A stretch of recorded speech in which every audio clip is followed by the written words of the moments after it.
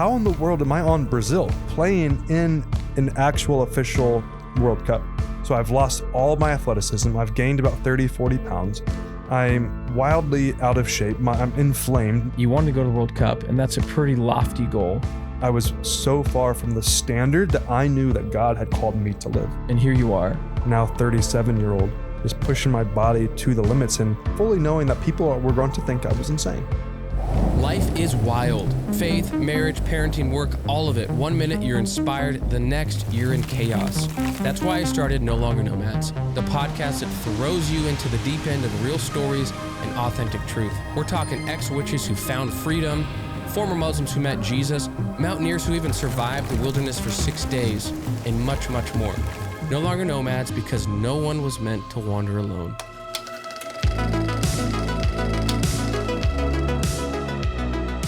So I had no disciplines and no habits, and emotionally and mentally, I was so far from the standard that I knew that God had called me to live. Yeah. And everyone can relate with that because we all know what we are capable of and the standard we are called to live to.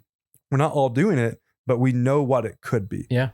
And so I knew I was falling so drastically, regretfully short of what God had called me to do and to live into, just as a dad, as a husband, as a man, as a friend.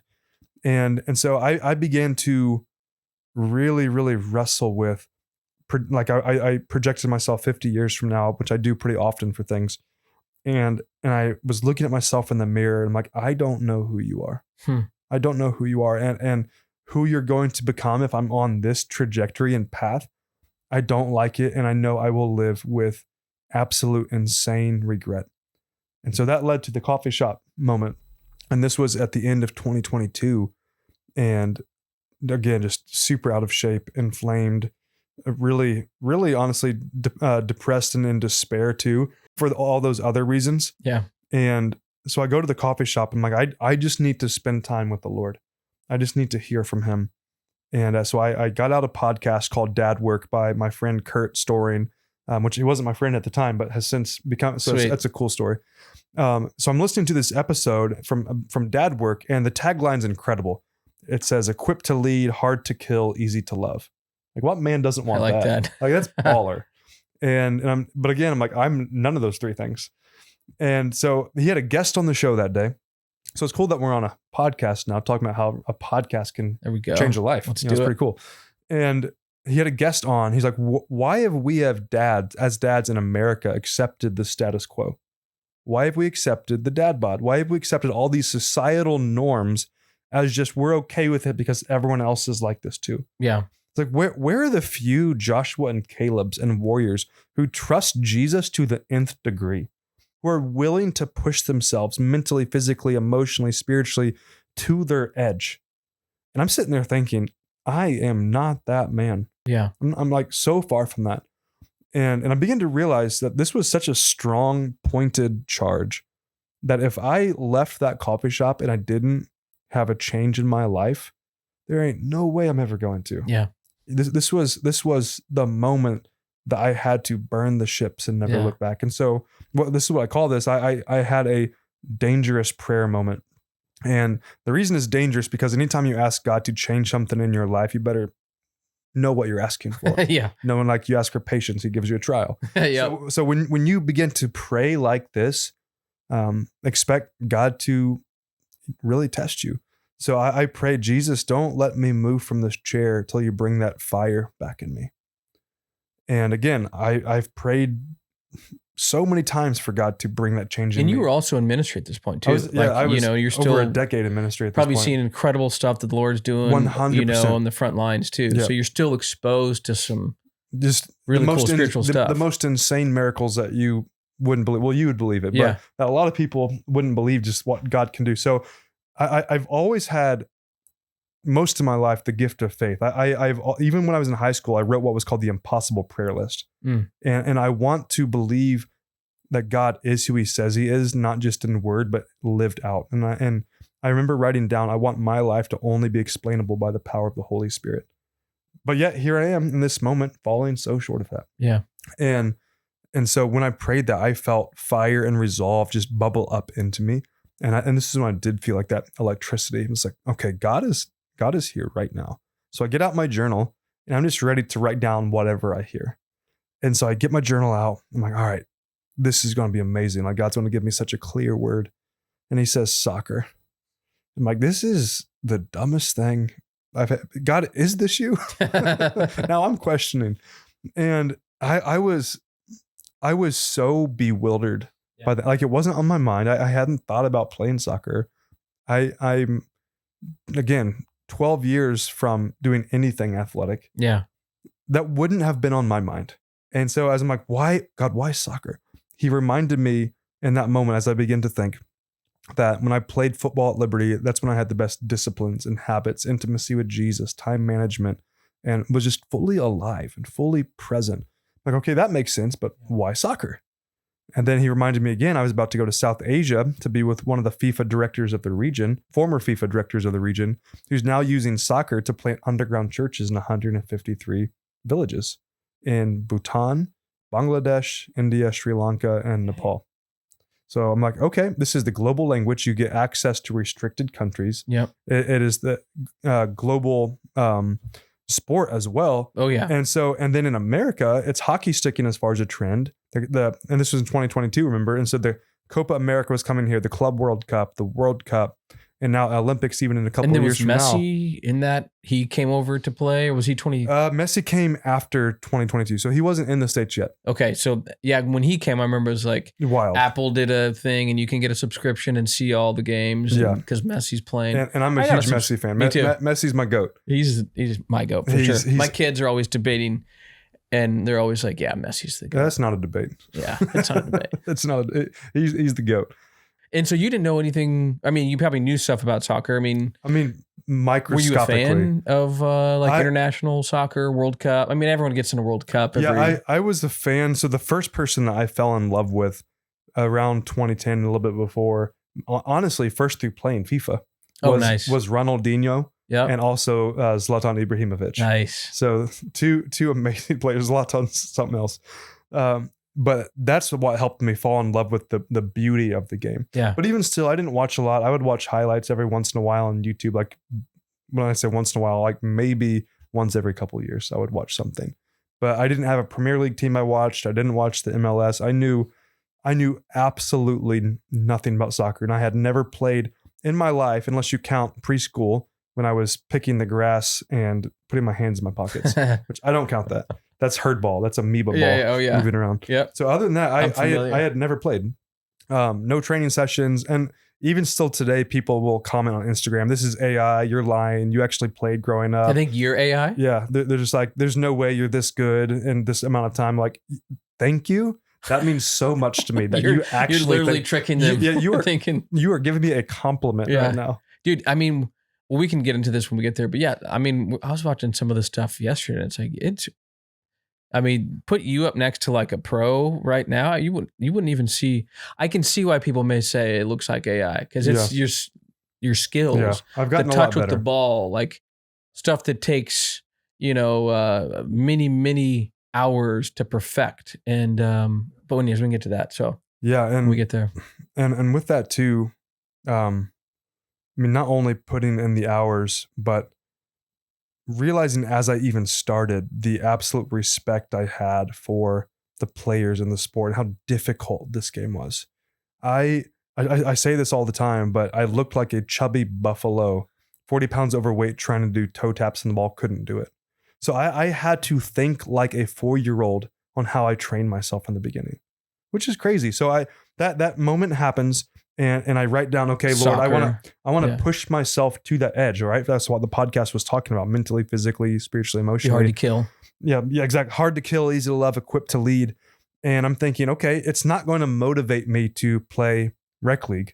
It's not going to motivate me to try to do semi-pro. If I'm gonna to do this and go all in, I need the hardest, most impossible, most delusional goal that I'm going to absolutely be embarrassed. I'm going to face every fear. I'm going to be humiliated. I'm going to face the fear of man, and God's going to have to show up. Yeah.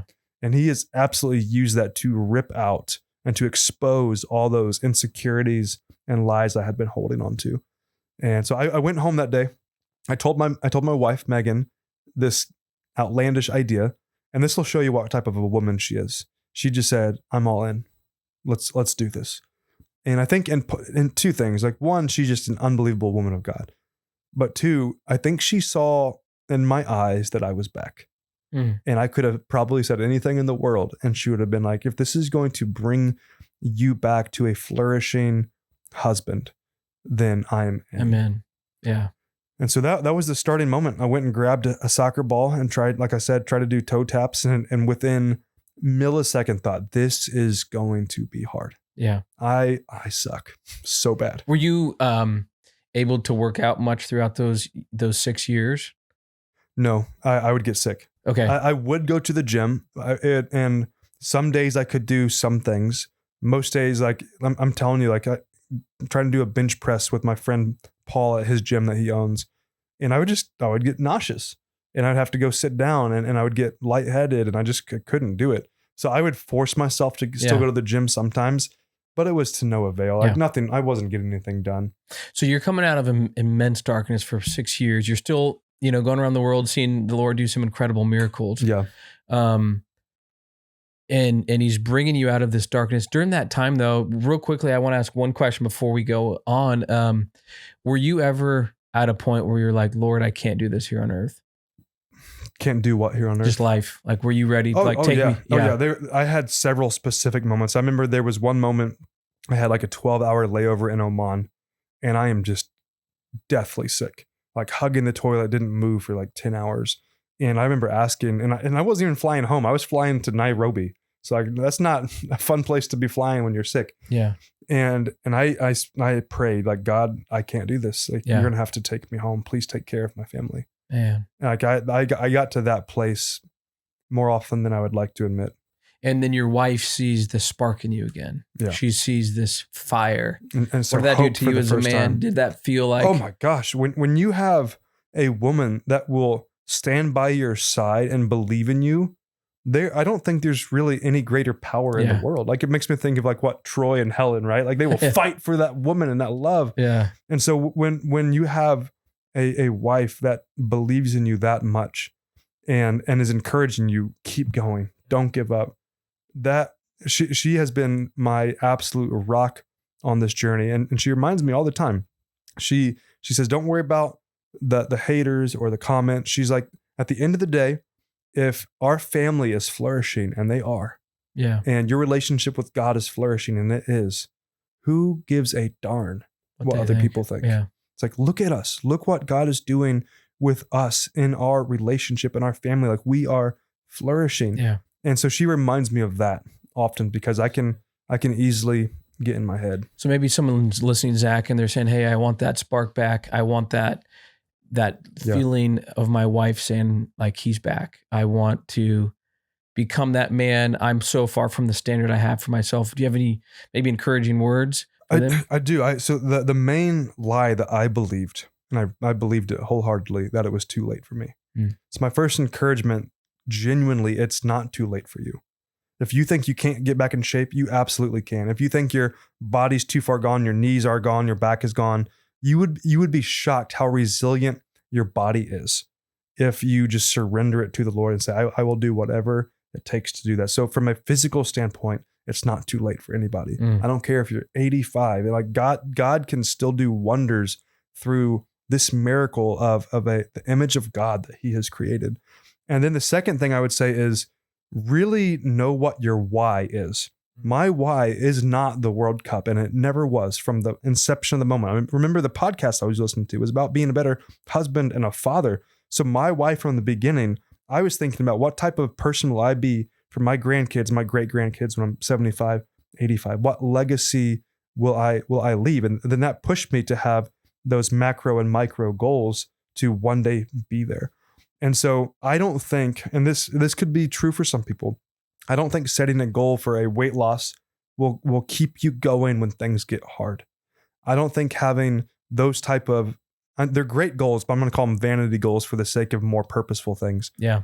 What is your why? And you need to find it something that is so strong that will get you up in the bed. And it will be about not what you're accomplishing, but about what you can become. Yeah. So when you get to the identity level and you begin to break those lies. So identify what lies you're believing. Everyone will be a little bit different. Identify those lies and find out what the truth is to those lies and begin to believe those genuinely from your heart. And so the formula for change, I remember someone shared with me years ago, was you have to have knowledge of a better way, but that's not enough. You have to then have knowledge of the first step. Yeah. And then it has to be greater than the inertia you have going in the other direction. And so people will be at different spectrums of it's not too late for me. Yeah. Some might know what they should do, but they don't know how to have the first step.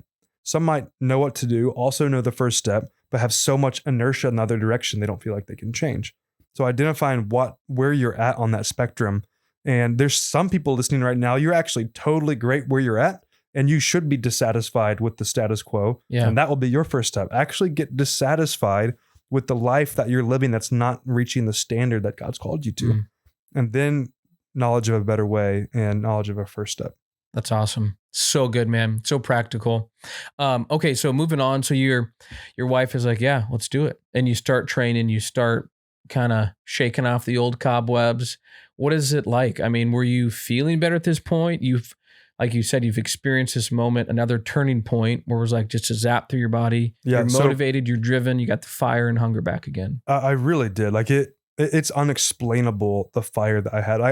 I knew without a doubt that I would not quit. I knew it. And that was maybe the first time in my life that was ever true for anything. And so I was just convinced that I might absolutely do terrible in this journey, but I'm not going to quit. And I really believe that if you don't quit, you win. That's just a reality in life. If you don't quit, you win, because that is the journey of just not quitting. Yeah.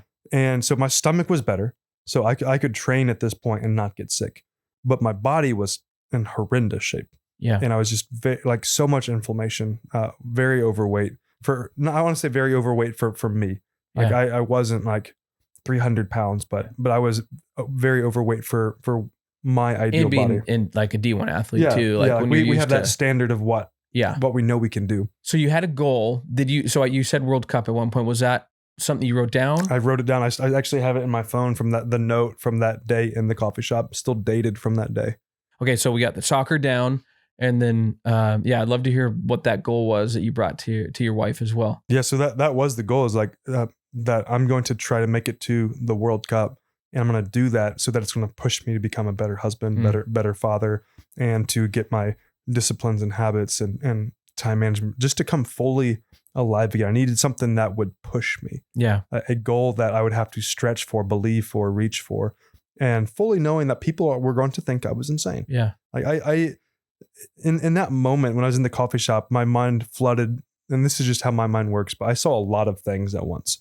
One of the things I saw is of how hard this was going to be from a people misunderstanding it, having their own opinions about it. And I remember even in that moment thinking, I'm willing to walk that road. Yeah.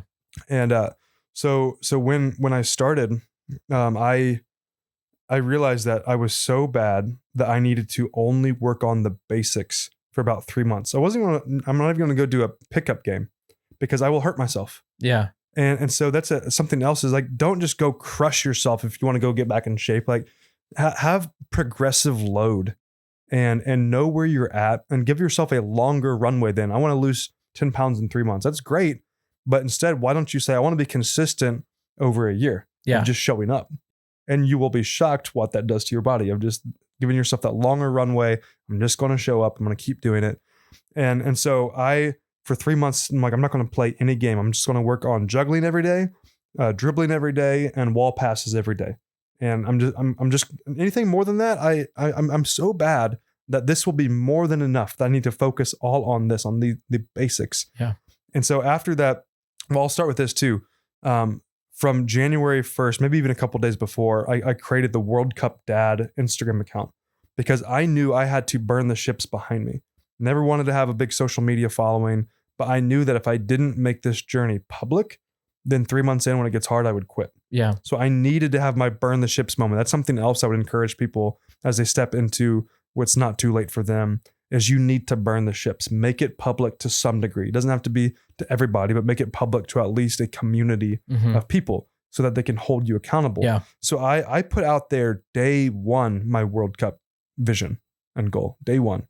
And then you watch the video, like there's no way that this guy's ever going to touch an amateur field. Yeah. You know, but I had to burn the ship so that I wouldn't quit and that I would walk in that direction. So I can kind of go into the progression of the journey if you want to. That'd be great. So after 3 months in, I'm training every day. Like I'm waking up at 4 a.m. I'm spending an hour in the word and in prayer, without exception. I'm tracking all the habits. And so like part of it is, did I have my morning routine? Did I wake up at a certain time? Did I, how many hours of sleep did I get? And then I would track, did I do my morning soccer training? So I would do that from about 5 to 7:30 or 8, come home, help my kids get off to school. And my wife and I, we started a school. So my wife's the principal of a private school called Indiana Leadership Academy that we started. So helping them get out the door to that. And then from 9 to 5, I would have my regular job. And people would say all the time on social media, that must be nice to have a lot of money and just quit your job and go pursue this dream. Like even today, we've lived paycheck to paycheck for 14 years. Mm. But I'm realizing that people don't actually believe people step out in faith. Yeah. And so God has done all of this with no money and no budget. And he has opened the doors. And so I started playing rec league, which was a lot of fun. And I was, every step of the way, I was scared out of my mind. Like to show up and knowing that there's people here that know my goal and they're about to see me absolutely be terrible. Well, in soccer, dude, like when you get in for a shift, I would play indoor soccer and it literally is like just sprinting back especially and forth. Indoor. Yeah. Like you in 30 seconds, you're toast. Oh yeah. I remember I was looking for the trash can. I was like, I'm going to throw up. So yeah, I was bad. And so my teammates, I still look back to that first rec league team with so much gratitude for how they welcomed me on that team. Were willing to teach me, willing to help me grow. And so I'm very thankful for that. And then I started playing for an amateur league and same thing with them. Amazing people teach me to play, helping me with things, and scared out of my mind to do that. And I started scoring some goals, and in one season of the rec league, I was the top goal scorer for our team, which again, rec league, but still fun. Yeah. And then amateur league, I started scoring a few goals. And so that was encouraging. And then I got a DM from a pro team in Brazil saying, we want to bring you out to Brazil and train with our team. We love your story. We love what you're doing. And I'm thinking, this is either not real or they don't realize how bad I am. And Brazil's like cream of the crop. Always the best. Football, soccer culture. Yeah. And so I respond to them, and this would have been the summer of 2023. Okay. I respond to them. I say, this is a horrible idea. I don't think you realize how bad I am. And I'll paraphrase the response, but essentially they said, no, we know how bad you are. We want to help you in your journey. And I'm like, well, I can't pay to come down. They're like, no, we're going to cover all of it. Like, then why would I not do that? And so I was able to go to Brazil, train with a Brazilian mid-level pro team. And the field that we trained on was the field where they had the very first ever sanctioned match in Brazil, like in 1905 or something. Wow. So that's just the history of the place we're at too. Was so cool. And getting to experience the culture. We got to lead one of the coaches to Christ. And just got it was beautiful. That's to seeing amazing. him break down from the love of God was so cool. And so after that, I got invited to play for what's called TST, or it stands for the soccer tournament. It's the largest 7-on-7 tournament in the world. If there's any soccer fans watching, you'll know these two names, Sergio Aguero and Nani. They played in this tournament. Oh yeah.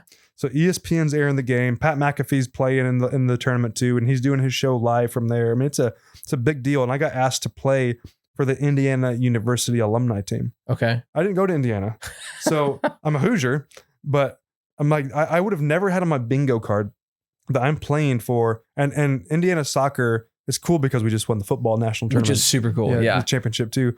But they are known historically as the best soccer college team ever. So IU soccer is just the GOAT.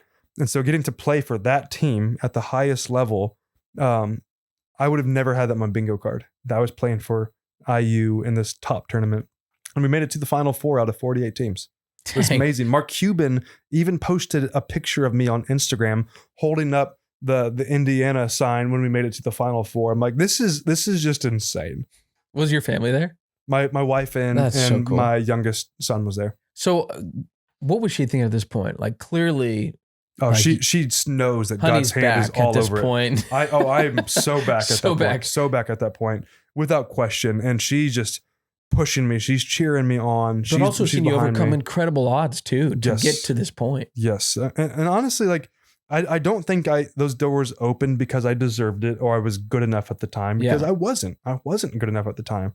I think a lot of that is just the Lord using the weak and small things of this world to shame the wise. Yeah. I think that anyone, when you give Jesus your full yes, will do the impossible. He will do the miracles because it's about him and his story and not about us. Yeah. And so I think that he's looking for the Joshuas and the Calebs who go into the land when everyone else is intimidated and being cowards and scared and they're too big and all the excuses. And they just say, God told us to take it. Yeah. And so I think through this story, he's raising up people that have faith, that have courage, and that don't back down.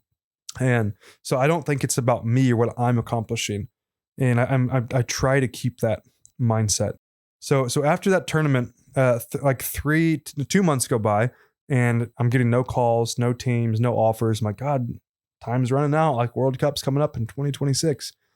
And so I just spent some time fasting and praying. And the Lord told me, again, listening to the Lord, at the end of my whole fasting time, I just hear, call Reggie.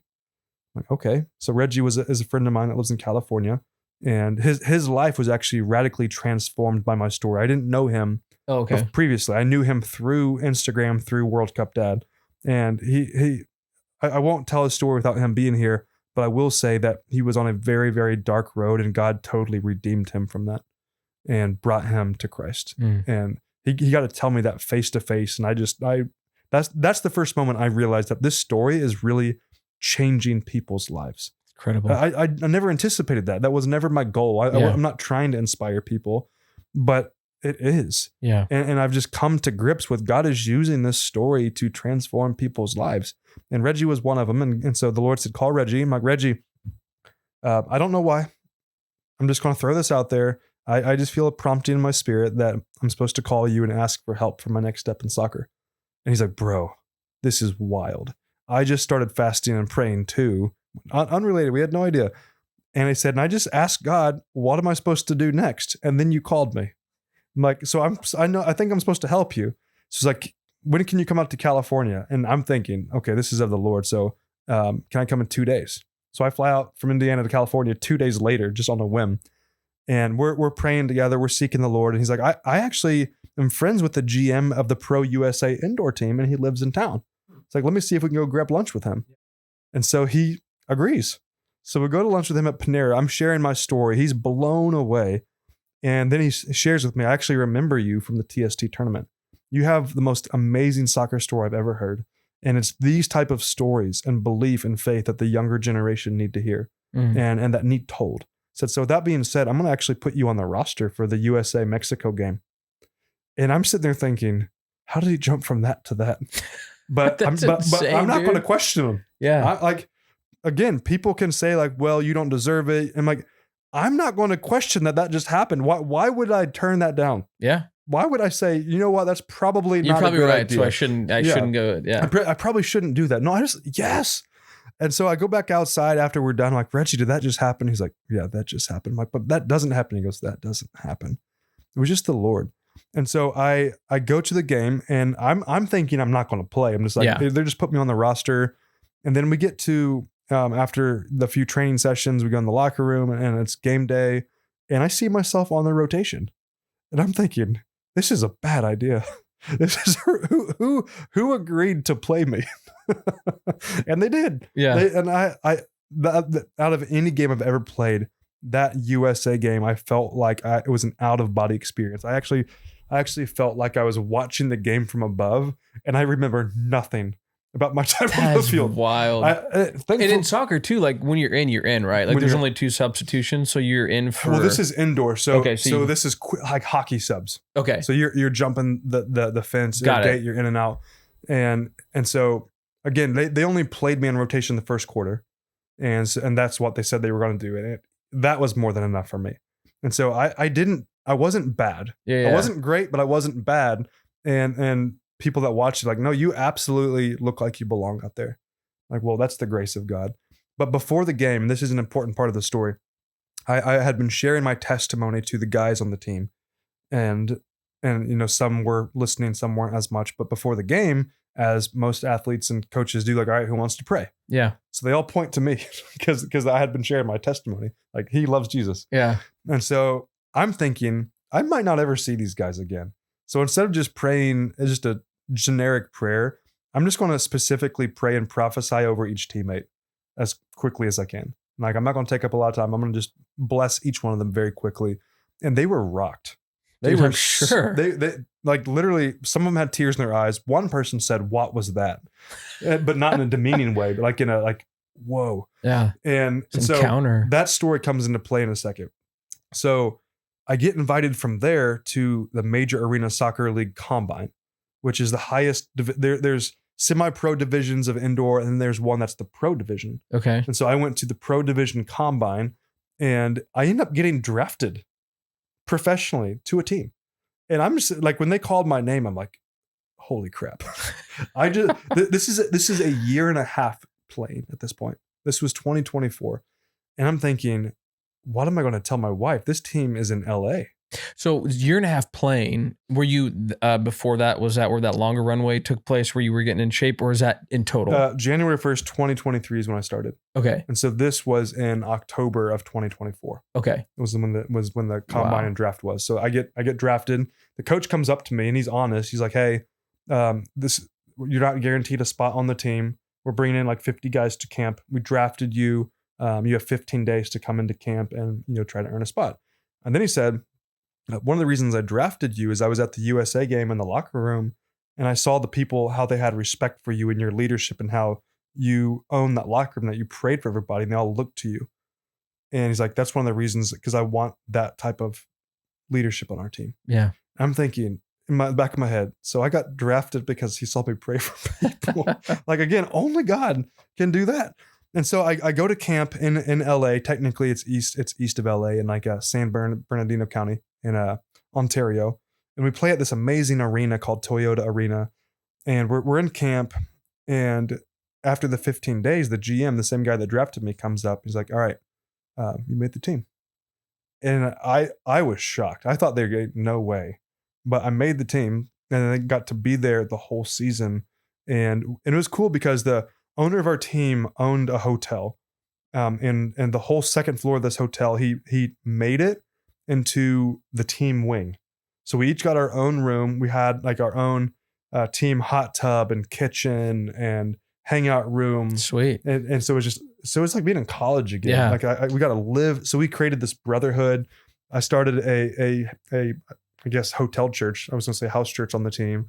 I got to lead a couple guys to Christ. Got to baptize one of our goalkeepers in our hot tub. Was there any like opposition to your faith? Were there people that were like, "Dude, like he's so honestly a Bible thumper"? No, not at all. And we had quite a bit of Muslims on the team. Wow. And people that just didn't care about faith, because when I showed up, and they have since told me this, like the coach of the team now was a player when I played there, and he's now the coach. And he was probably one of the most people against me in the beginning. But I knew if I showed up thinking I'm the man, I'm going to earn a spot. Yeah. They know my story at this point. I'm just going to be hated. So I'm like, I need to come in and just get to know everybody and find out their stories and genuinely love them and get to know them. And so that's really all I did. I just spent time getting to know each person, finding out about their lives and their families and their backgrounds. There was really only 2 or 3 Americans on the team. Everyone else was international. Mm. And so just fascinating to hear all of that. And so as they got to know me more, they already knew how much I loved them. Yeah. And that it was genuine. And every day getting to show up and be the same person every day. And it's so funny. One of my good friends on the team, he's on a different team now, but his name is Momo. He goes, "World Cup Dad, I'm going to get you to sin." He's like, "I'm going to get you to sin." I was like, "Bro, you're too late. You are too late. I am sinning every day."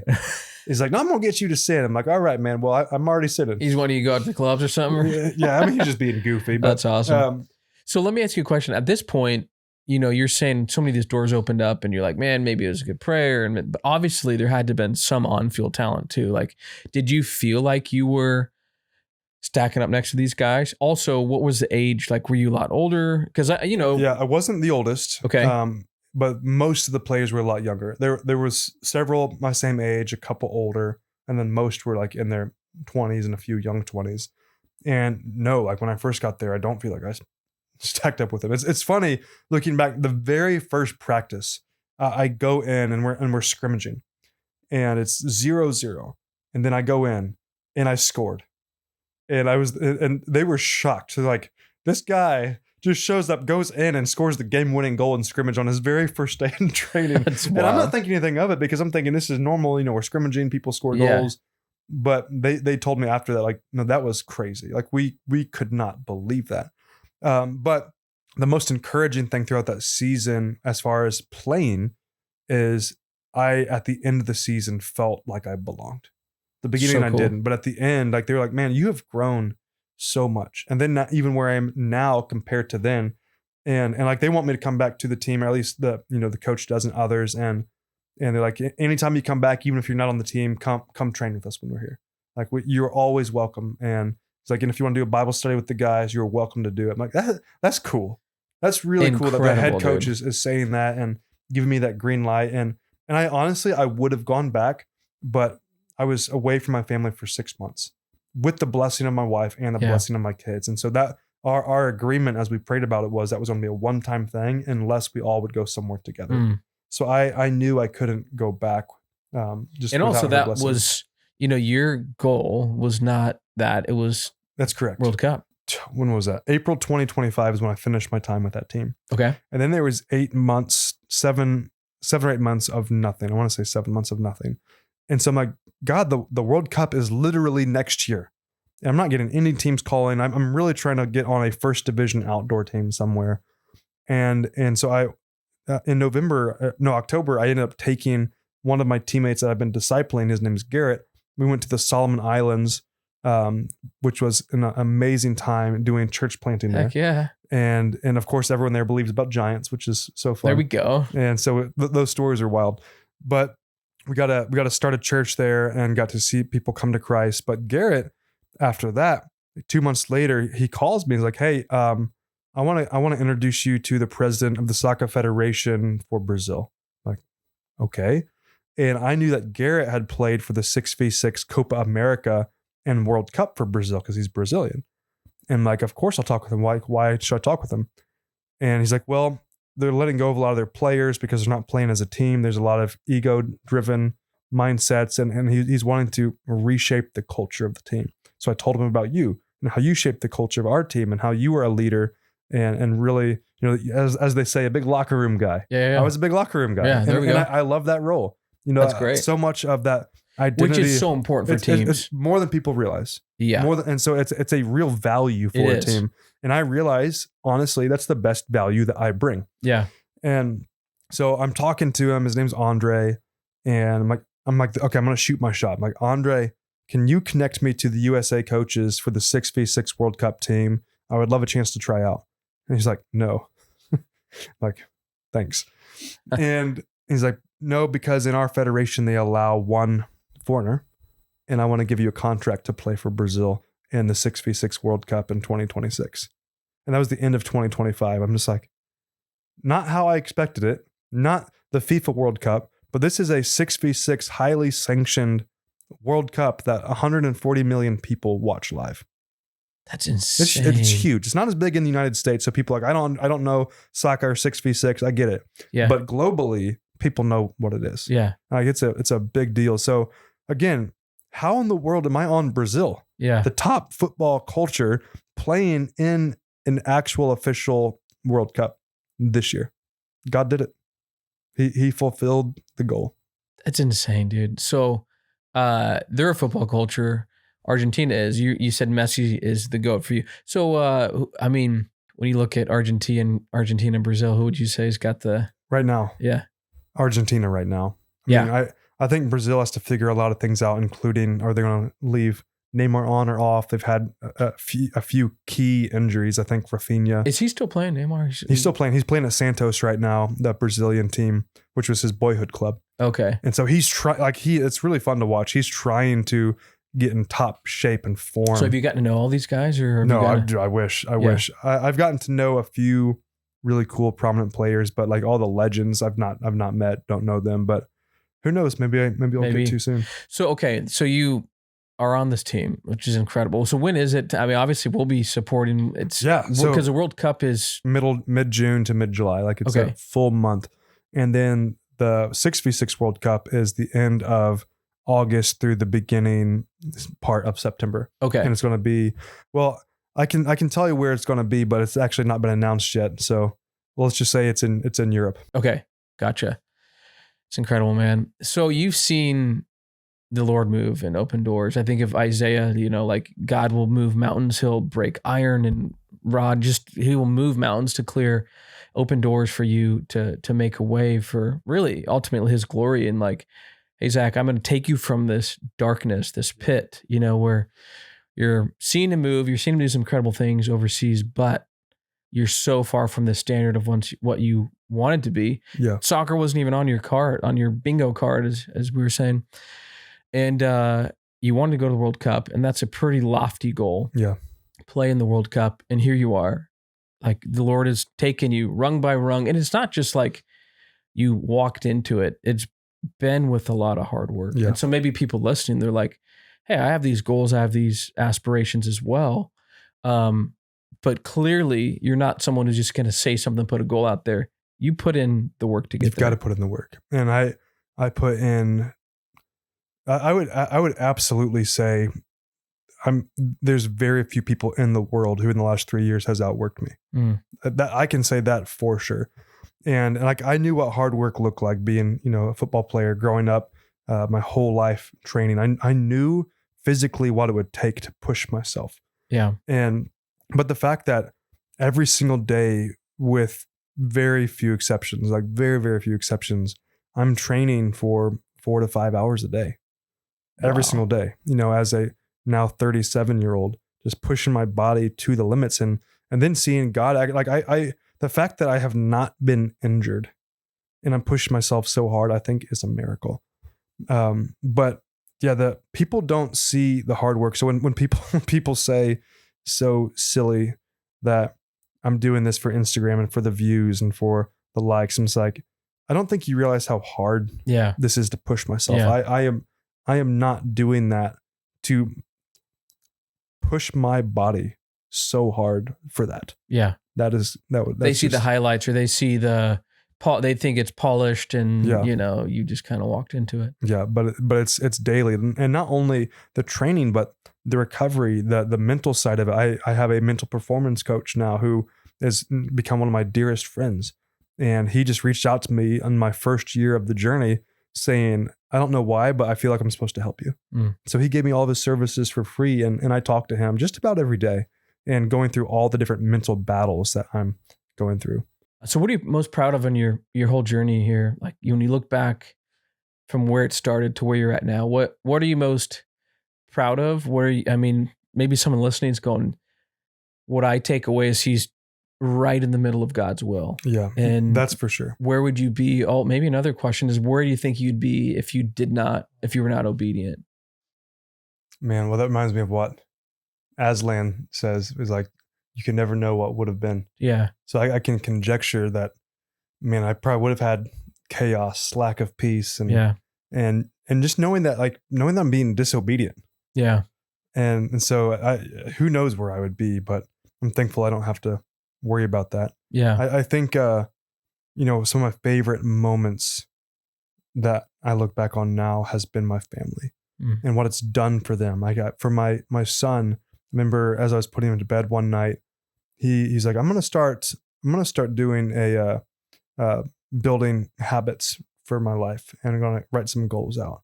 And he's 7.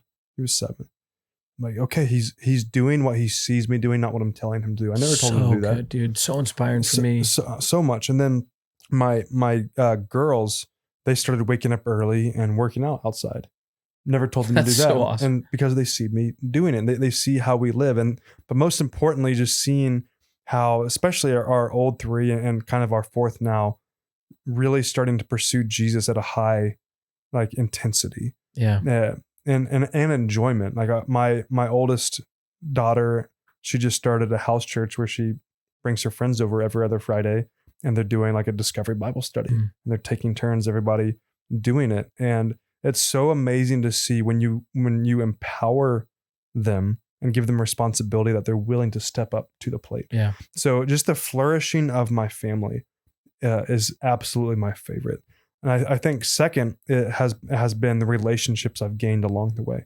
I've lost relationships along the way, and I have gained lifelong friendships. It's like when you put yourself in these new rooms, that God, he brings you around the people that really want to see you win. Yeah. And in the best way possible. Like they want to cheer you on. How can I help you? How can I be in your corner? And so the rooms that he's put me in, the relationships that he's given me, have been an unexpected, beautiful blessing. Yeah. Man, that's incredible.